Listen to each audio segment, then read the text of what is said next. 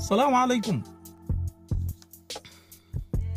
في زمن الحرب أي شيء بيتغير، الوجوه، الأصوات، وحتى الإحساس بالأمان. لكن وسط الخراب ده في ناس لسه واقفة ولسه بتقول ما بيموت.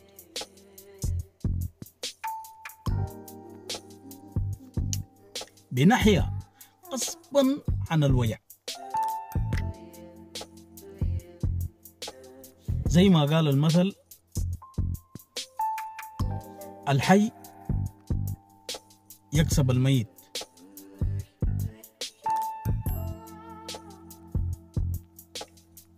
والمثل ده ما سخرية، لا، ده إيمان.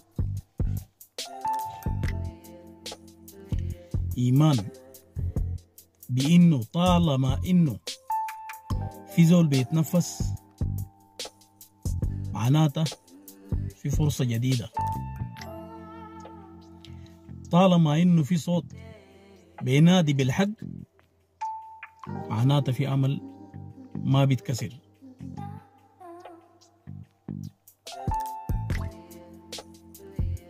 الفاشر موجوعة، والسودان مجروح، لكن الجرح ما بيقتل البلد. السكوت هو اللي بيقتل. نحن أحياء ولسه فينا روح، وكل مرة نجيب فيها بعد سقوط بنكسب، لأنه ببساطة الحي يكسب الميت. خلي قلبك حي وضميرك صاحي، وما تنسى أبدأ اليوم وبكرة خليه يحكي عنك.